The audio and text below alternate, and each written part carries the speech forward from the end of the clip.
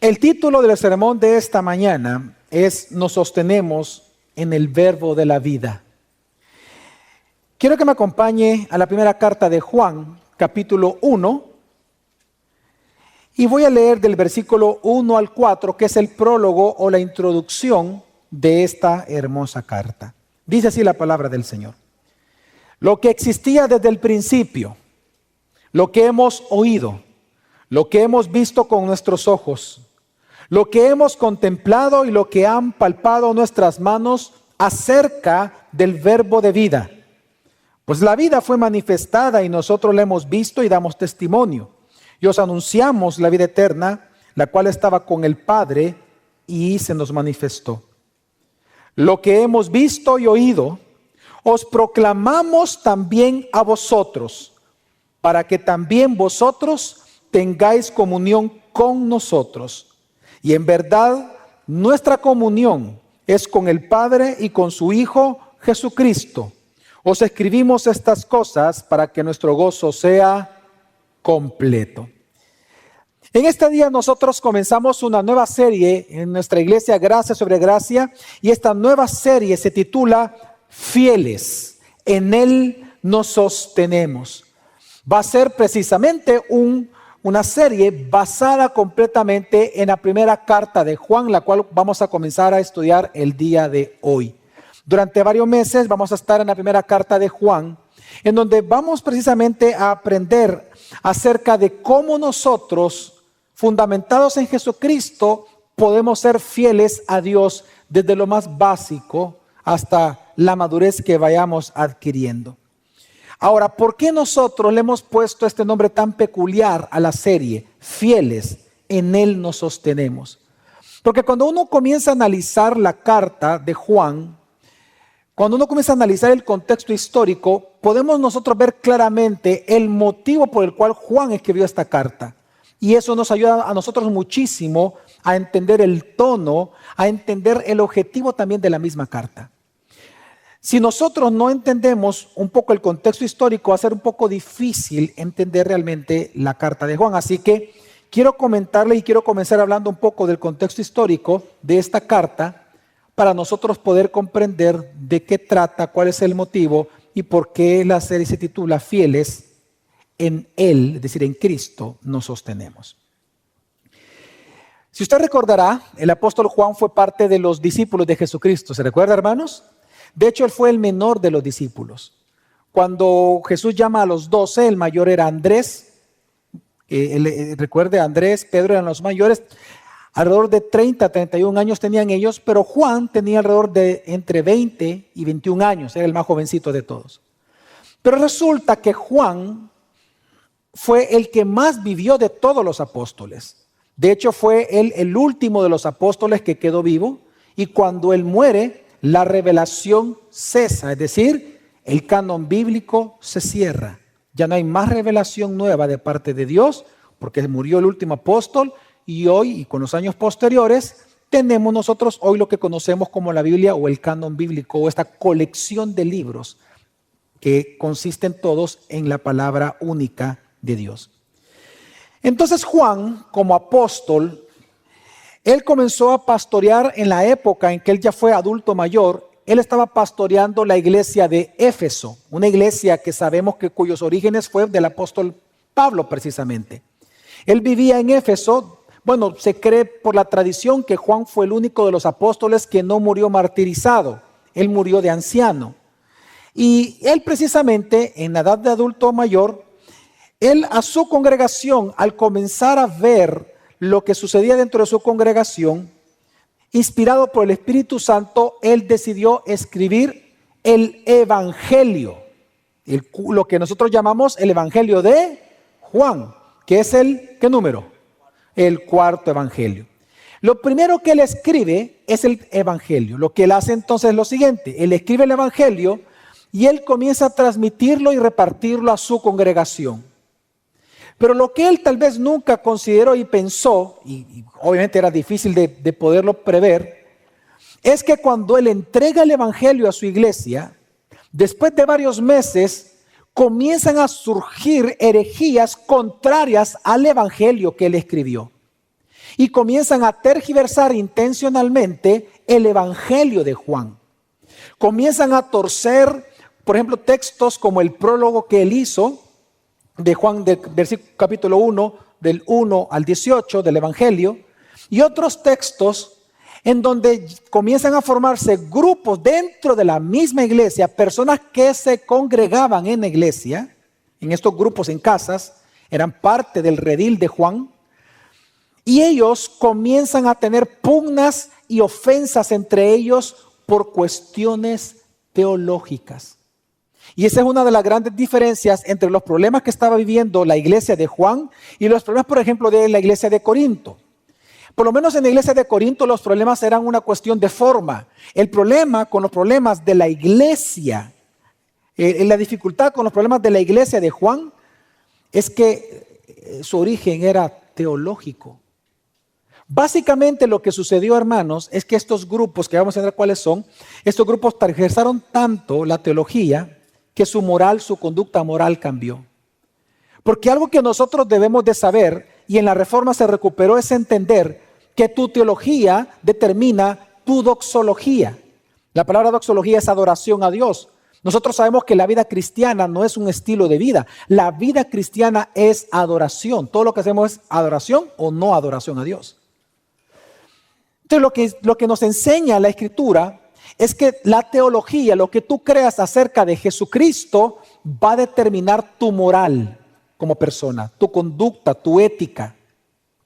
Y esto lo vemos en la historia. Por eso es que cuando vemos nosotros los diferentes concilios que han habido en la historia desde Jerusalén, el concilio de Jerusalén en adelante, todos los demás concilios, observamos que el ataque siempre es a Cristo. Son temas cristológicos. ¿Por qué? Porque tu teología marca tu doxología, la determina completamente. Tu comportamiento siempre va a ser acorde a lo que tú crees. Por eso Jesús dijo, no es lo que entra lo que va a contaminar tu corazón, sino lo que sale del mismo corazón, lo que contamina todo tu cuerpo. Es lo que tú crees, lo que determina lo que tú haces. Entonces, lo que estaba pasando es que cuando ellos comienzan a tergiversar la doctrina de Cristo, evidenciada y explicada en el Evangelio de Juan, entonces Juan se ve motivado por lo que está escuchando y lo que está viendo a escribir una carta, que es la primera carta de Juan. Ahora bien, dentro de estos grupos que estaban en conflicto dentro de la iglesia, habían 3 grupos fuertes que se atacaban entre ellos, de hecho se odiaban mucho. De hecho Juan lo dice en la carta, ellos se odiaban entre sí por cuestiones teológicas, lo cual no debería ser. Y había un grupo que estaba atacando a la iglesia desde afuera, así que encontramos 4 grupos en conflicto. ¿Cuáles son estos? Bueno, en primer lugar, nosotros encontramos aquel grupo de personas que afirmaban, fíjese bien, afirmaban que Jesús era el Cristo, que Jesús, Él era Dios, pero que Él no había encarnado. A esto se les conoce como los gnósticos, aunque la palabra como tal fue casi 150 años después de Juan, que ya se establece como una secta. Aquí estamos viendo los prenósticos. Así como hay prereformadores, con Juan en la iglesia lo que vemos son los prenósticos. Ellos creían lo que Platón popularizó, que en el cosmos hay muchas deidades, y las deidades, es decir, lo espiritual es lo bueno, mientras que la materia, lo material es lo malo. Entonces, ¿qué fue lo que sucedió, hermanos? Los que comenzaron a convertirse y eran gnósticos y comenzaron ellos a creer en Jesucristo dentro de la iglesia, ellos comenzaron a creer lo que se conoce como una cristología alta. Cristología alta se le llama a cuando una persona eleva la deidad de Cristo. Ellos no tenían problema con decir que Jesús era Dios, porque como ellos creían que el cómo estaba compuesto de muchos dioses, decían, ah, no, Jesús, sí, Él es Dios, excelente. Ellos elevaban a Cristo como Dios, pero rebajando su humanidad. Pero se llama cristología alta, porque elevan la deidad de Cristo, pero bajan su humanidad. Ellos decían, Jesús es Dios, Jesús es el Cristo, pero Él no tomó forma humana. Dentro de esta rama de los gnósticos hubieron dos vertientes en la iglesia de Juan. Una vertiente llamada los docetas. El docetismo viene de la palabra doqueo, que significa apariencia. Ellos decían de que Jesús realmente, cuando anduvo en la tierra, Él solo tuvo una apariencia humana, pero no era humano. Ellos decían que era como un fantasma, que su cuerpo era una apariencia de ser humano sin ser humano. De hecho, hay escritos del tiempo de Juan, de los gnósticos o prenósticos, que ellos decían que Jesús no caminaba, sino que Jesús flotaba, que no dejaba ningún paso, ninguna huella.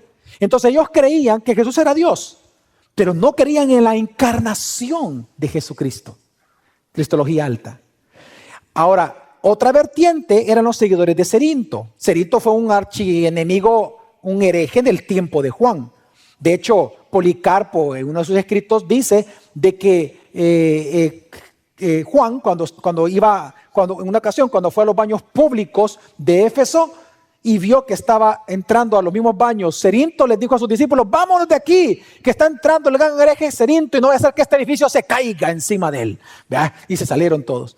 Era Cerinto, lo que él decía era lo siguiente. No, miren, él decía, Jesús, Él es Dios, excelente. Y él, pero ¿saben qué? Lo que pasa es que lo que vieron caminar en la tierra fue a un hombre llamado Jesús, nacido de hombre normal, de una mujer normal, nada especial, un tal Jesús, un judío, que cuando viene entonces el Espíritu Santo sobre él, como por el Juan el Bautista, resulta que Dios viene, el Cristo viene y lo posee a este hombre normal y corriente llamado Jesús.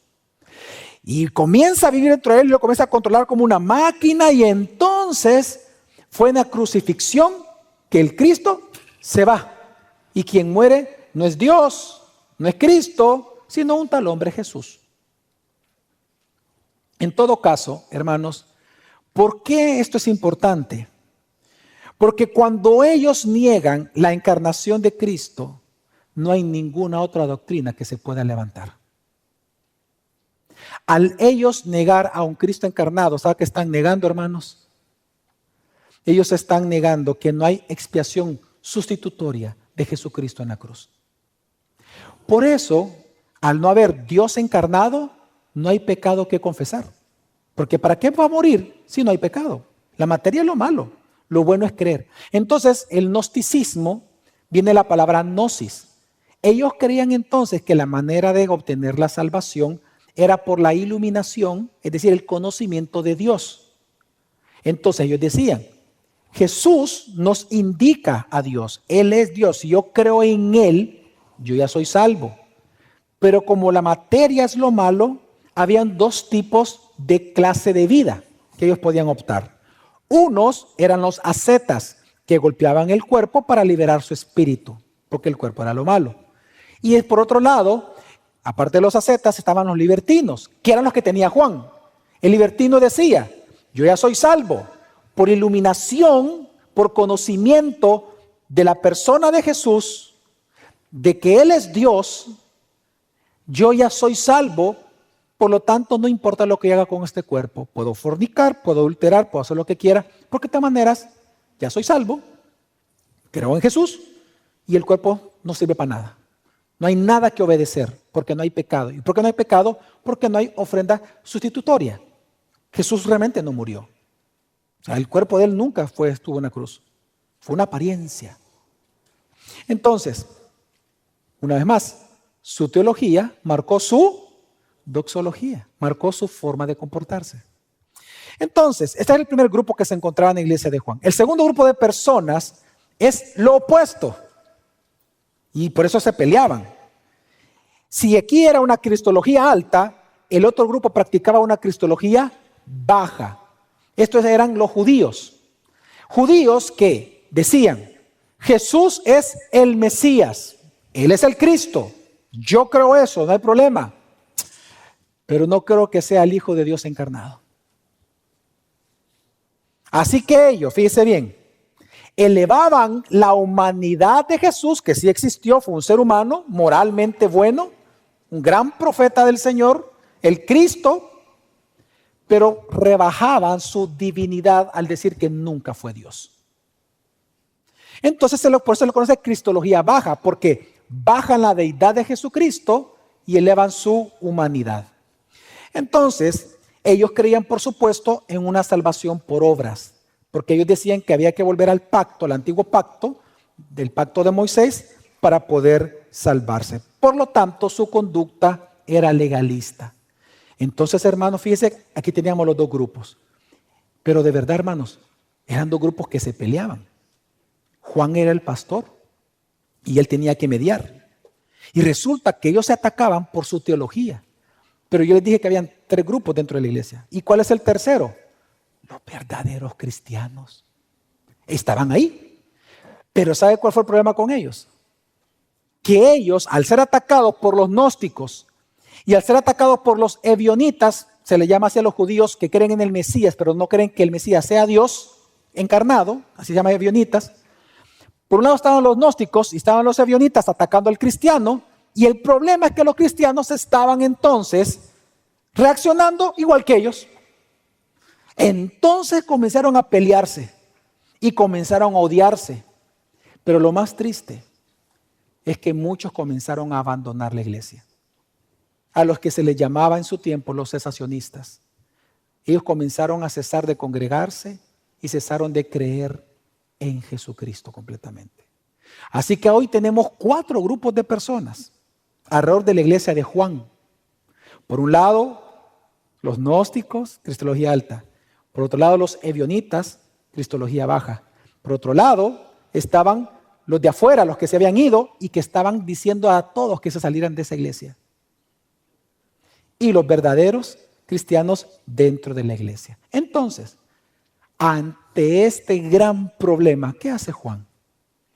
Él escribe una carta en respuesta precisamente a las herejías cristológicas que se levantaron. Específicamente es contra la cristología. Si hablamos de teología, es cristología lo que siempre ha sido atacado. Entonces Juan, él escribe una carta, que es lo que nosotros llamamos hoy primera carta de Juan. De hecho, realmente usted puede ver la intención de Juan por cómo él comienza. Él no comienza como una carta, por eso se ha dudado que en verdad sea una carta. Cuando uno ve la estructura, más bien parece un ensayo teológico que una carta. Porque ¿cómo comienzan las cartas neotestamentarias? Con un saludo, siempre una carta, hola, ¿verdad? Incluso hoy en día cuando hacemos una carta siempre con un saludo. ¿Usted ve algún saludo en la carta ahorita en Primera de Juan? No, él comienza hablando diciendo doctrina. ¿Por qué? Porque lo que se cree y lo que se puede observar en estructura es que es más un ensayo teológico, que lo que él está haciendo es un complemento y una explicación a las herejías que se estaban levantando en contra de su evangelio, que fue lo primero que él escribió.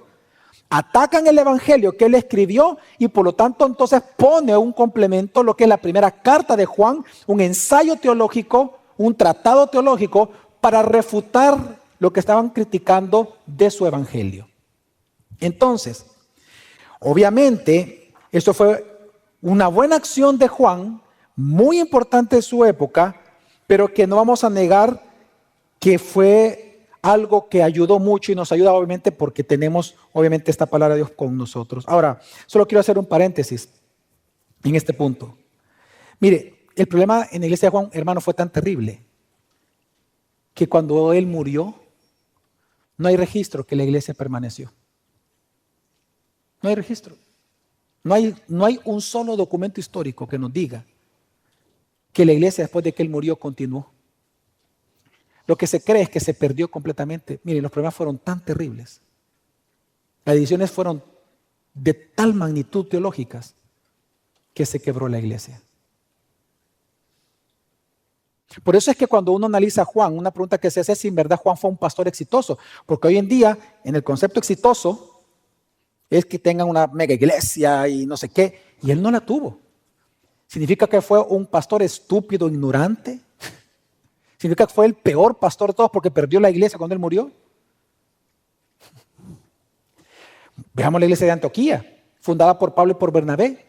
Todavía 500 años después de que Pablo y Bernabé la fundaron, seguían enviando misioneros a Europa. 500 años, es decir, en el medioevo. Todavía estaba la iglesia de Antioquía de pie, la misma que fundaron ellos. No así con la de Juan. Entonces, yo le digo eso para que vea el profundo problema que había en la iglesia de Juan. Era terrible.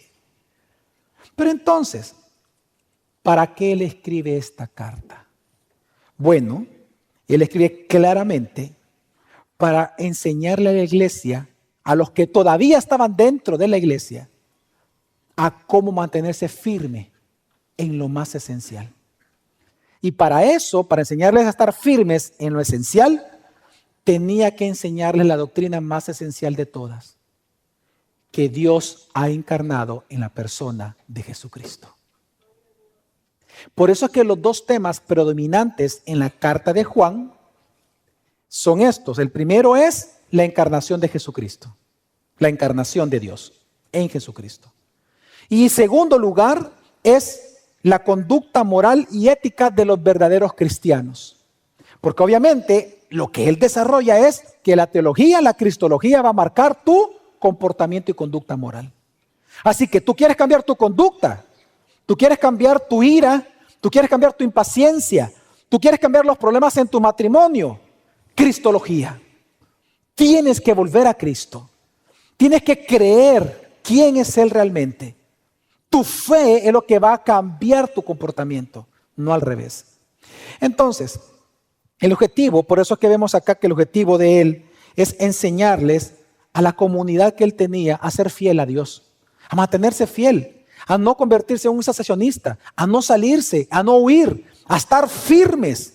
Pero para enseñarle a estar firme, les enseñó que uno está firme en Jesucristo, en la firme doctrina de que Él es Dios encarnado. Por eso el título de toda la serie, fieles. En Él nos sostenemos. Ahora, y esto queda muy obvio en los primeros 4 versículos. Estos 4 versículos, hermanos, son difíciles de leer porque en griego del versículo 1 al 3 es una sola oración, una sola. Normalmente una oración está compuesta por el sujeto, el verbo y el predicado.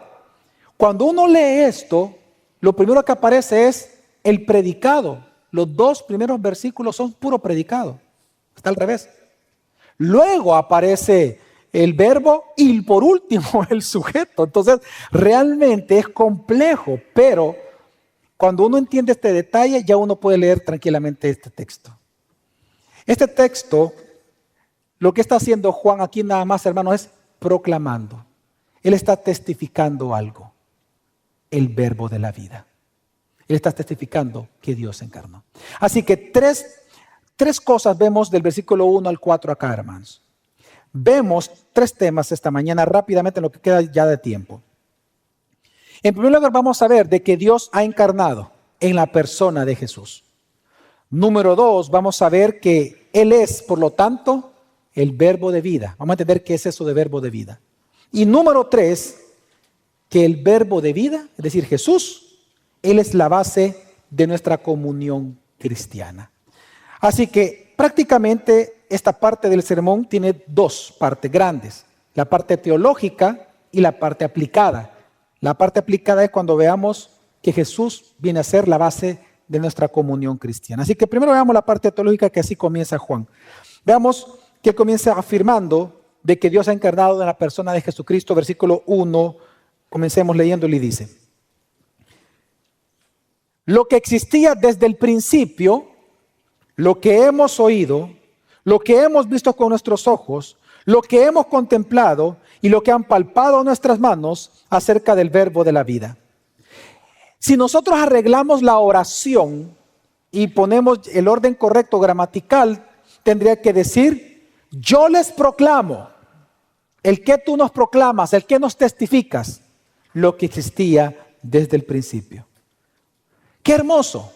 Juan comienza su carta proclamando y testificando, dice él, lo que existía desde un principio. ¿A qué está evocando esa frase principio? Está evocando el qué. ¿Qué texto de la Biblia se le viene a la mente? Génesis. Obviamente Génesis. Y también su evangelio, que así comienza, que en el principio el logo, la palabra, el verbo era Dios. Estaba con Dios porque era Dios. Entonces, Juan comienza acá este texto, él comienza haciendo una referencia al Génesis, en donde él está diciendo que desde el principio, en el principio, la palabra creativa de Dios, es decir, el Logos, estaba allí creando. Entonces, lo que Juan está hablando es recuperando la palabra Logos, que ya la trabajó en su evangelio, y solo quiero recordarles qué significa. La palabra Logos o verbo, Logos, verbo, palabra, se traduce en español igual en las Biblias. El Logos realmente es la autoexpresión creativa de Dios por el cual todas las cosas fueron creadas. Es la autoexpresión creativa de Dios, es la palabra. La palabra estaba en el principio con Dios, porque era Dios. Dios, por eso es que usted ve que dice la Escritura, y dijo Dios, hágase la luz. ¿Y qué pasó? Porque la palabra es la expresión creativa de Dios. Pero lo que Juan está diciendo es algo tremendo. Lo que Juan está proclamando es que aquella palabra manifestada desde el principio en la creación en Génesis, esa palabra resulta que ha entrado en nuestro tiempo y espacio, que esa palabra resulta que no es solamente palabra, sino que la palabra es una persona. Lo que él está diciendo es que la palabra creativa de Dios ha hecho tabernáculo en la tierra, ha entrado en la historia de la humanidad y ha entrado por cuanto ha encarnado en la persona de Jesucristo. Lo que Juan está diciendo es que la palabra de Dios no solamente es el mensaje de Dios, la palabra de Dios es Dios mismo. Y resulta que la palabra que creó en el principio las cosas, que es con el que comienza toda la historia de salvación, resulta que ha hecho su tabernáculo en medio de nosotros. Y ese tabernáculo es la persona de Jesucristo. Por eso le llama que Él es el verbo o la palabra de vida. Por lo tanto, lo que Juan está afirmando es que Jesús no solamente vino a traer la palabra, no solamente vino a traer el evangelio, sino que Él mismo es el evangelio. Hebreos 1:1 dice que en el Antiguo Testamento, en el Antiguo Pacto, se nos habló por medio de los profetas, pero que ahora se nos hablaba por medio del Hijo. Y ahí lo que está diciendo el autor de Hebreos no es que Jesús vino a predicar. Lo que está diciendo el autor de Hebreos es que Jesús es tanto el mensaje como el predicador, ambas cosas a la vez. Y es lo que está diciendo Juan. Juan lo que está diciendo es que este Logos que existía desde el principio tomó forma humana. Juan lo que está diciendo es que este Dios, palabra creadora desde el principio, tomó una forma humana. Y Él lo está testificando porque dice, yo les testifico, yo les estoy testificando que el Dios sí encarnó porque yo lo he visto, yo lo he oído. Y luego ¿qué dice? Yo lo he tocado con mis manos. Por lo tanto, está diciendo él, ese Logos encarnado es una realidad. Y es que una de las cosas que se me olvidó contarle en el contexto histórico es que la generación a la cual Juan les estaba ministrando, recuerden que él ya estaba bien anciano. Juan le estaba ministrando a una tercera generación de cristianos. Ellos no habían visto nunca a Jesucristo. Entonces obviamente dudaban de que él era el Cristo, de que él era Dios encarnado. Entonces, ¿qué es lo que está haciendo Juan? Juan lo que está haciendo es testificando. Él se pone como un testigo delante de un tribunal. Estas son palabras de un tribunal, son palabras judiciales. Aquí los abogados entienden perfectamente lo que estamos hablando. Porque él está haciendo un testigo. Dice, yo pongo este testigo. ¿De qué? De que Dios es encarnado. ¿Y cómo tú lo sabes? Porque yo soy el único sobre la faz de la tierra que está vivo, que lo he visto, lo he oído y lo toqué. Todo lo respecto al verbo de la vida. Así que tú, gnóstico, no me vengas a decir de que Dios no encarnó. Y tú, avionita, no me vengas a decir de que el Hijo de Dios no encarnó. Porque yo lo vi, yo lo oí y yo lo toqué. Es que ¿sabe qué pasa, hermanos? El tribunal griego, ellos pedían que para que un hecho fuera considerado real, un testimonio fuera verdadero, pedía el juez dos tipos de testimonio. Un testimonio visual y un testimonio auditivo. Pero ¿cuántos presenta Juan? 3. Mayor que el tribunal humano, diciendo, aquí no hay duda. Jesús es Dios encarnado y yo soy el testigo de él. Claro, él está apelando a su apostolado porque recuerde que los apóstoles fueron elegidos. ¿Se acuerda con Matías? ¿Cuál era la principal característica para ser elegido apóstol? Tenía, a ver qué, visto, oído y conocido a Jesucristo. Si no, no podía ser apóstol. Entonces lo que estamos viendo acá es que Juan se está presentando con autoridad y diciendo, Jesús es Dios encarnado. Solo en el primer versículo ya está dando respuesta a los gnósticos y respondiendo a los judíos, a los ebionitas. En un primer versículo. Pero lo interesante es que no solamente le está diciendo que Él es el Logos encarnado, sino que le da un nombre, un adjetivo, un calificativo. Él dice que este verbo encarnado es el verbo de vida. Vamos a leerlo. Juan 1 del 1 al 2 dice, lo que existía desde el principio, lo que hemos oído, lo que hemos visto con nuestros ojos, lo que hemos contemplado y lo que han palpado nuestras manos acerca del verbo de vida. Y aquí hay un paréntesis, realmente es un paréntesis que ya vamos a explicar. Él va a explicar en el paréntesis a qué se refiere con que lo ha visto, lo ha tocado y qué es el verbo de vida. Vamos a leer el paréntesis, dice, pues la vida fue manifestada y nosotros la hemos visto y damos testimonio y os anunciamos la vida eterna, la cual estaba con el Padre y se nos manifestó. Vamos a ir despacio, vamos a enfocarnos ahorita por el momento el verbo de vida. Realmente lo que está diciendo Juan acá cuando habla del logos de vida, lo que él está diciendo es que la palabra, el verbo, el logos encarnado, no es una palabra que predica, es decir, Jesús no vino a predicar acerca de la vida. Él no vino a que tú la pasaras chévere. Él no vino a predicar de lo que consiste la vida, no. Él vino a hacer la vida misma, eterna, que los hombres muertos en delitos y pecados necesitamos para estar eternamente con Dios. Lo que está diciendo Juan es que Jesús es la palabra encarnada, no una palabra que habla acerca de la vida. Él es la vida eterna, que los que estamos muertos por nuestros delitos y pecados necesitamos para volver a vivir. Jesús es la vida eterna. La vida eterna encarnó. No solamente la verdad encarnó en Él, es que la vida eterna misma que estaba en el Padre y en el Hijo, la vida de Dios, encarnó en la tierra, en la persona de Jesús. Por eso a Él se le llama el verbo de vida, porque da la vida, vida eterna al perdonar pecados. Así que, por eso es que Juan, en este paréntesis que él hace, y insisto lo del paréntesis porque fíjese hermano, para usted leer más fácil todavía del 1 al 4, que son textos difíciles. Si usted quita el versículo 2 por un momento y lee el 1 y el 3, lo entiende todo perfectamente. Pero en el 2 lo complica todo. Pero porque es un paréntesis que explica qué es el verbo de la vida, de vida. Y dice, ¿por qué se llama verbo de vida Jesús? Pues la vida fue ¿qué? Mire, y esta palabra manifestado es hermosa en griego. Cuando Juan está diciendo que la vida fue manifestada, está diciendo que fue hecha para que fuera visible. En otras palabras, lo que Juan está enseñando es que Jesús vino para manifestarnos lo que es la vida eterna, por amor. Juan nos está enseñando que tú como una persona que nació muerto espiritualmente, tú no vas a alcanzar la vida eterna por una iluminación de la verdad. Tú no vas a alcanzar la vida eterna como un iluminado por conocer a Dios sin Cristo.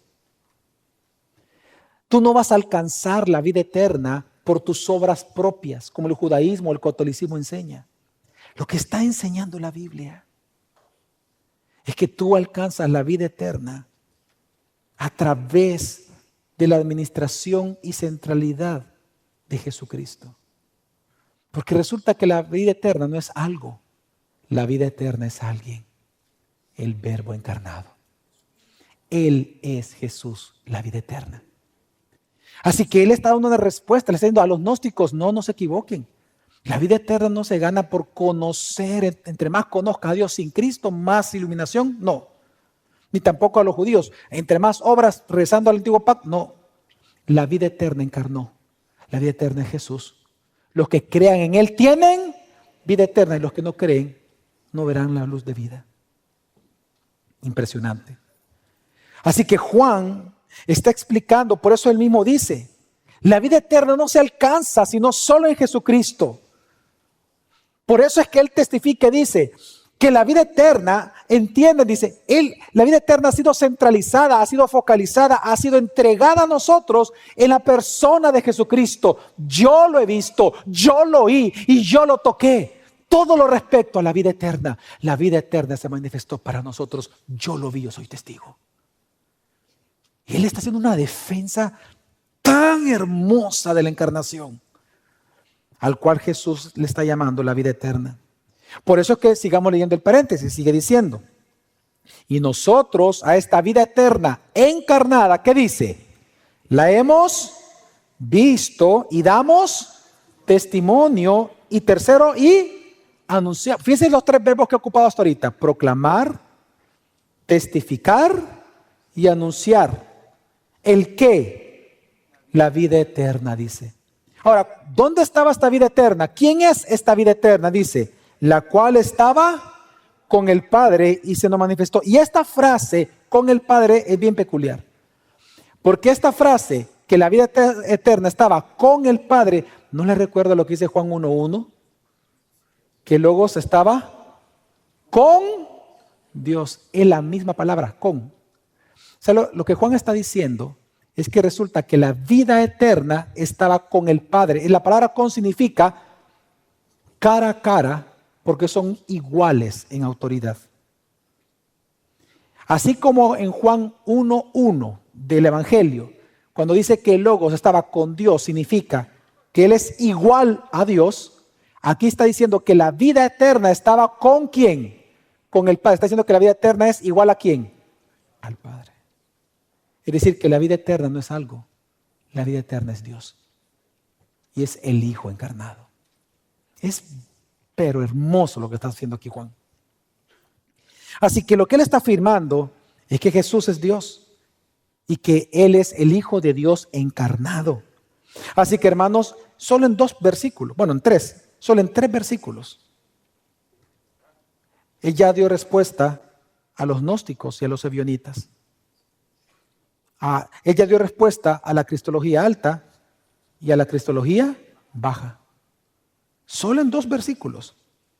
Él está diciendo, yo he venido a proclamarles todo lo concerniente, lo que desde un principio se nos enseñó acerca del verbo de la vida, su obra, sus enseñanzas, lo que Él predicó, desde su nacimiento hasta su resurrección.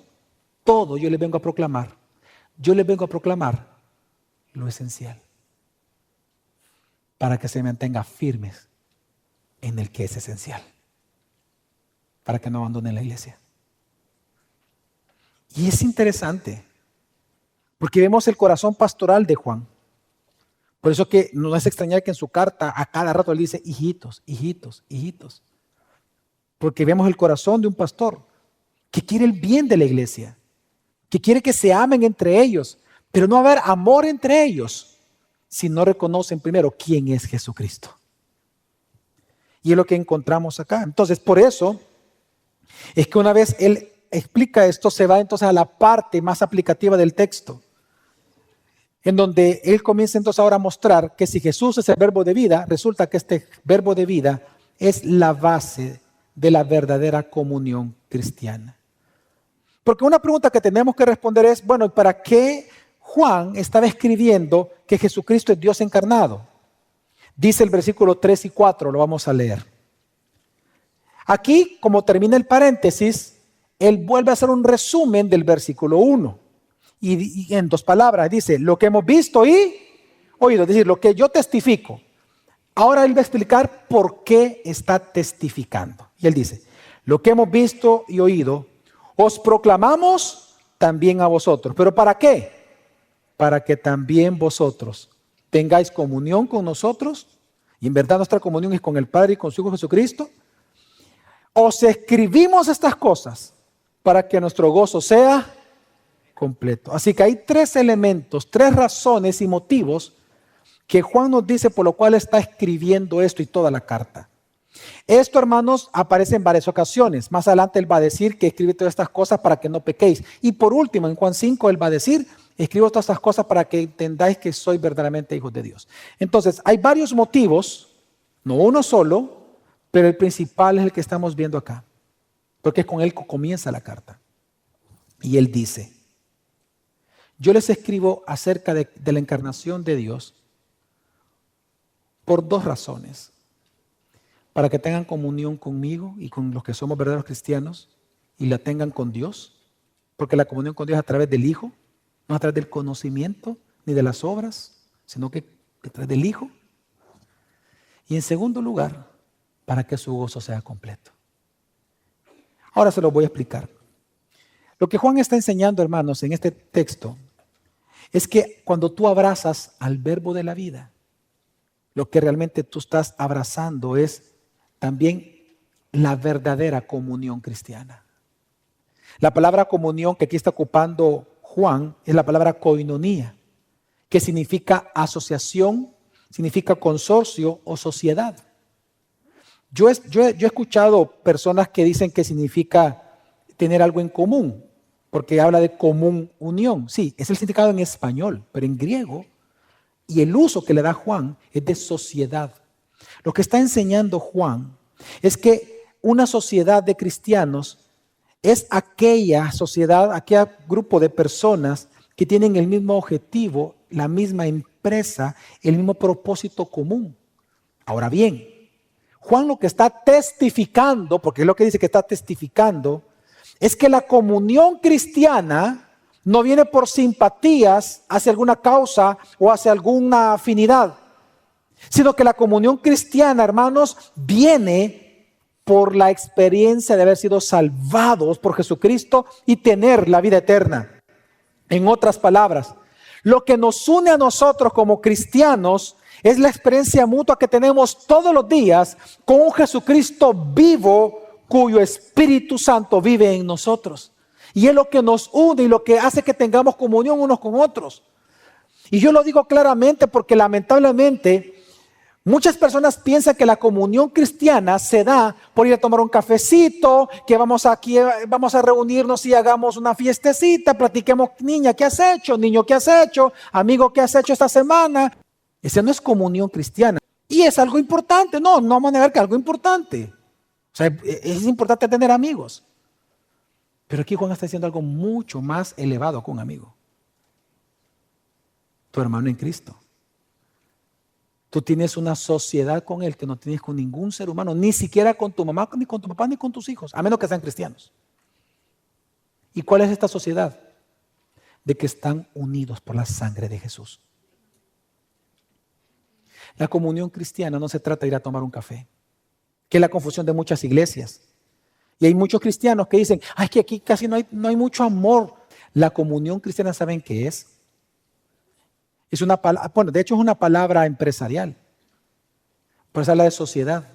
Están asociados para un solo objetivo, la gloria de Cristo. Mire, le voy a explicar cómo se ve esta comunión cristiana. Por eso es que los cristianos cuando nos reunimos, ¿qué es lo que nosotros hacemos en el nombre de Jesús cuando nos reunimos? De lo que Dios, tu Dios y mi Dios que es el mismo, ha hecho con nosotros en la semana. Y comenzamos a contarnos. Mira, yo aprendí esto en el Congreso de Mujeres.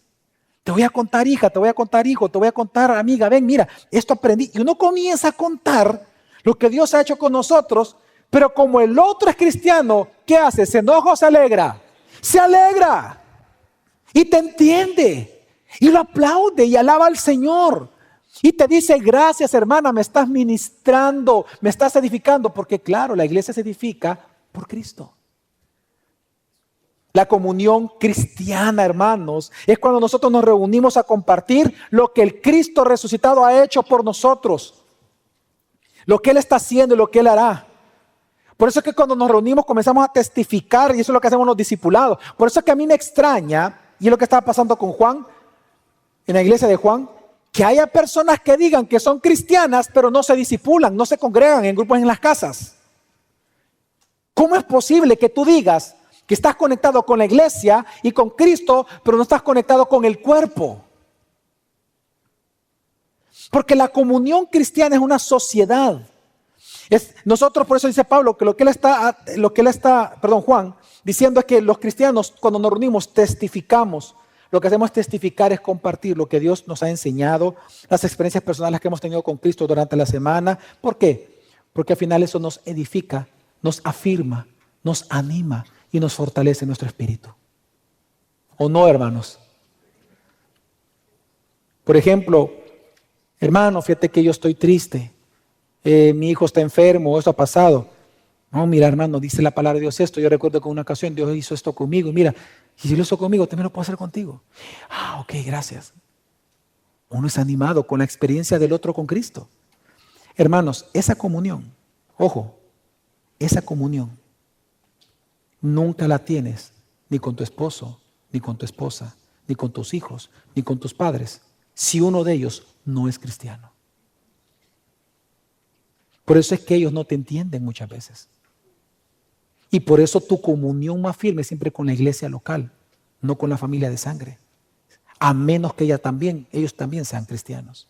Por eso Jesús dijo, yo no he venido a traer paz entre ustedes. Yo he venido a traer espada. A poner en contra al padre con la madre, al hijo con el padre, al esposo con la esposa. ¿Por qué? Porque Él está diciendo, unos creerán en mí y los otros no creerán. No puede haber paz. Pues hermanos, eso es lo que estaba pasando en la iglesia de Juan. No había paz porque no había comunión. Y no había comunión porque su teología, ellos habían dejado de tener comunión ¿con quién? Con Dios. Y esa es la segunda parte entonces que estamos aprendiendo aquí, que está diciendo Juan. Resulta que la comunión, hermanos, no solo es horizontal, de hermano a hermano, sino que la comunión es vertical del cristiano a Dios.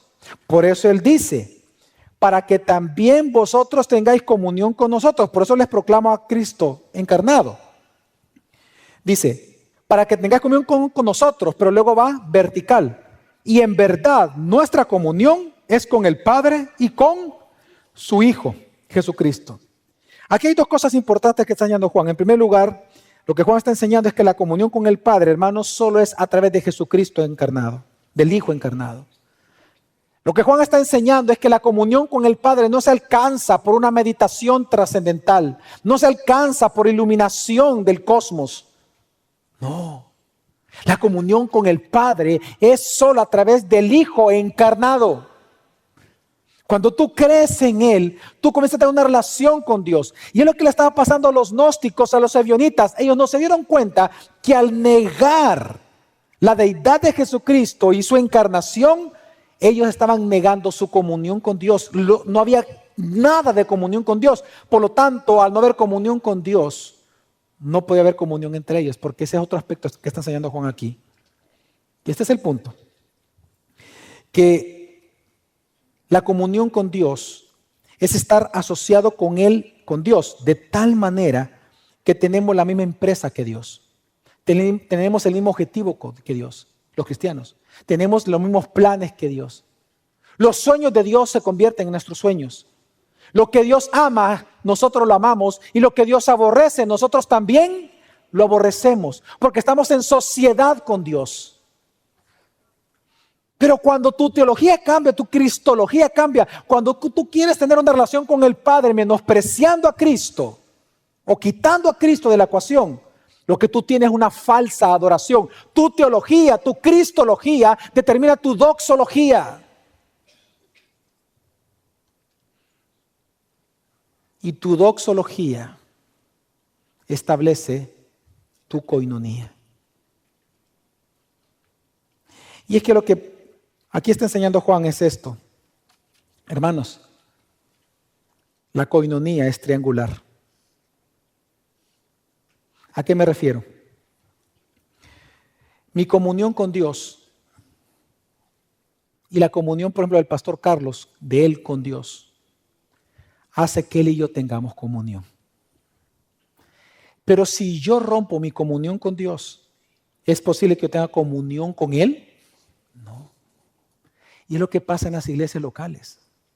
Cuando las personas comienzan a perder su comunión con Dios por un pecado que practican, en general por pecado, comienzan a ponerse amargados, enojados y rompen la comunión con el hermano. Nadie les puede decir nada, se vuelven muy sensibles, se quieren ir de la iglesia. ¿Por qué quieren romper su comunión local? Porque aunque la iglesia no lo sepa, él hace tiempo rompió su comunión con Dios. Al romper tu comunión con Dios, no tienes comunión con nadie más. Y nos volvemos retraídos, nos vamos a un lado, nos escondemos. Y pensamos que todos tienen la culpa porque transferimos nuestra culpa de pecado que estamos practicando, la transferimos a los demás. No, es que tú tienes la culpa, no me echen la culpa. Y por eso se van. Entonces lo que Juan está enseñando, que la base de la comunión de una iglesia es la cristología correcta, la equilibrada. No la alta, no la baja, la equilibrada, lo que es que Dios se encarnó en la persona de Jesús. Y a través de Él, solo a través de Él, puedes tener comunión con el Padre. Y al tener comunión con el Padre, hoy sí puedo tener comunión contigo, hermano. Por lo tanto, cuando los gnósticos y los ebionitas, cada uno perdieron su comunión con Dios por perder la sana doctrina, ellos perdieron todo. Todo absolutamente. Tanto que muchos se fueron.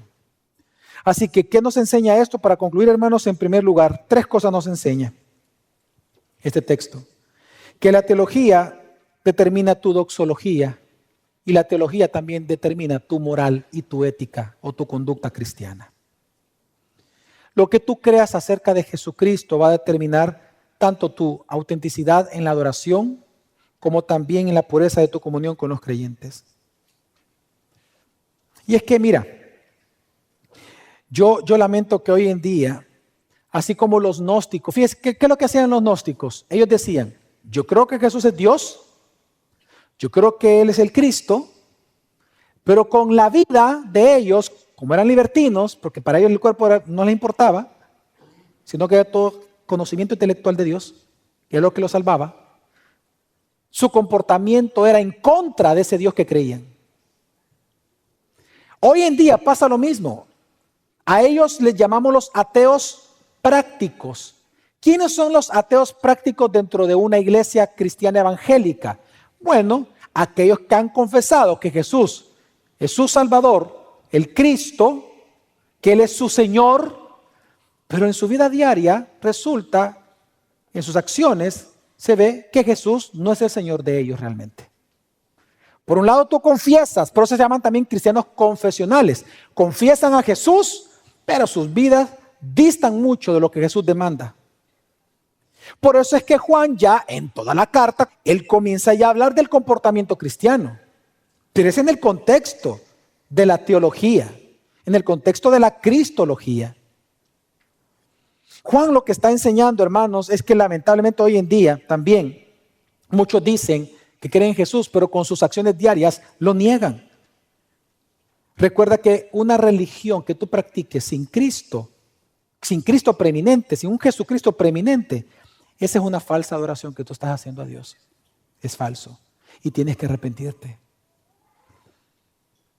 Arrepiéntete. Mira, tú quisieras en esta semana que tu matrimonio comience a restablecerse. Tú quisieras que tu matrimonio se fortaleciera, tu vida personal se fortaleciera. Tú quieres realmente que tu relación con tus hijos o en tu familia, las relaciones se fortalezcan, se comiencen a recuperar. Entonces lo que tú necesitas es fortalecer primero tu comunión con Dios. Y esa comunión con Dios solo se fortalece en Jesucristo. Pídele perdón por tus pecados. Confiesa tus pecados a Dios. Cuando tú estés a cuentas con Dios y en comunión con Él, estarás en comunión con todos, con tus hermanos. Así que por eso es que Juan lo que está diciendo es que la comunión, es decir, en un matrimonio, ¿quieren tener comunión? Cristo. Cristo es la base. Cristo tiene que ser la base de tu adoración, de tu vida. Así que lo que vemos es que la teología determina tu doxología. Pero en segundo lugar, lo que nos enseña también Juan es que Dios quiere tener comunión contigo. ¡Qué hermosa noticia! Dios quiere tener comunión contigo. Él quiere amarte, Él te ama tanto que Él quiere asociarse contigo. Pero tienes que entender que esa sociedad con Dios solo es a través de Jesús. Por tanto, es necesario para ti todos los días, incluyendo el domingo, acercarte a conocer más acerca de Jesús, desde su nacimiento hasta su resurrección, sus obras, sus palabras, sus hechos dentro de la historia. Porque el justo por la fe vivirá. Y la fe viene por el oír. Lo que Juan testifica que vio, que oyó y que tocó, referente al verbo de vida. Eso es lo que nos edifica a nosotros. Y en tercer lugar, lo que nos enseña es que nuestro Dios es un Dios compasivo, hermanos. Yo no sé cuántos de ustedes han vivido en ansiedad, han experimentado lo que es ansiedad en esta vida. Pero la respuesta de Dios a la ansiedad es la paz que se consigue en Cristo. Yo no sé cuántos de ustedes tienen soledad crónica o se sienten solos realmente en esta vida. La respuesta de Dios a la soledad, ¿saben qué es? La comunión con tu iglesia local, con tus hermanos y la comunión con Dios. Y por eso, ¿cómo termina Juan diciendo? Lo voy a leer. Dice, os escribimos estas cosas, versículo 4, para que nuestro gozo, hermanos, sea completo. Hermanos, el gozo de los cristianos no es un gozo como el mundo, que es un gozo circunstancial. Si me va bien, estoy feliz. Si me va mal, estoy mal. No. El gozo en el cristiano no es circunstancial. El gozo en el cristiano viene de mi satisfacción intelectual, mi satisfacción emocional y mi satisfacción espiritual de que el verbo de vida, Jesucristo Dios encarnado, Él vive en mí y soy su hijo y Él me ama a mí. En esa satisfacción, entonces yo ya puedo gozarme cada día sin importar las circunstancias que me rodean. Amén. Y es lo que entonces Juan está enseñando, que la iglesia local, la familia cristiana, tu vida, se sostiene solamente en el verbo de vida. Su nombre es Jesús el Cristo. Vamos a orar.